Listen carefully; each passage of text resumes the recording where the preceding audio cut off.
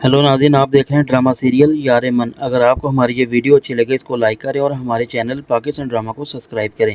लेकिन जो सारा की सास होती है वो सारा के माँ बाप से कहती है कि मैं आपको सिर्फ ये बताना चाहती हूँ, ये जो आपकी सारा बेटी है ना, ये माजी की बातों को बिल्कुल नहीं बोलती, बल्कि आप इसे खुद समझाएं कि माजी की बातों को याद करने का कोई फ़ायदा नहीं है और ना ही उनसे कुछ चीज़ें हासिल होती हैं। लेकिन सारा के माँ बाप उसकी सास से कहते हैं कि आप बिल्कुल भी फिक्र मत करें, हम इनको ज़रूर समझाएंगे।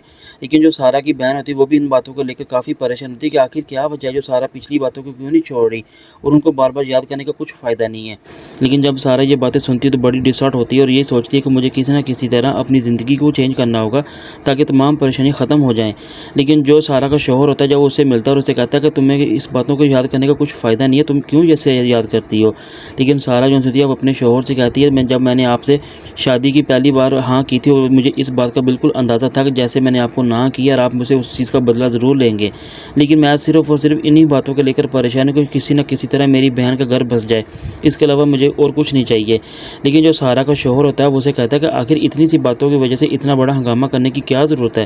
लेकिन उसका शौहर कहता है, मुझे सबसे पहले तो ये बताओ कि आखिर तुम क्यों इस तरह की बातें सोचती हो, कि तुम्हें ऐसा क्यों लगता है कि तुम्हारी बहन का घर तुम्हारी वजह से बचा हुआ है। लेकिन जो सारा होती है वो अपने शौहर से कहती है, तो मेरी तो सिर्फ यही कोशिश थी कि सिर्फ और सिर्फ किसी न किसी वजह से उसकी शादी हो जाए और उसका घर बस जाए ताकि वो भी अपनी अच्छी ज़िंदगी का एक अच्छा आगाज़ कर सके। लेकिन उसका शौहर कहता है कि तुम उसके बारे में तो इतना सोचती हो, कभी तुमने इस तरह अपने बारे में भी सोचा कि अपनी ज़िंदगी को किस तरह गुजारना है।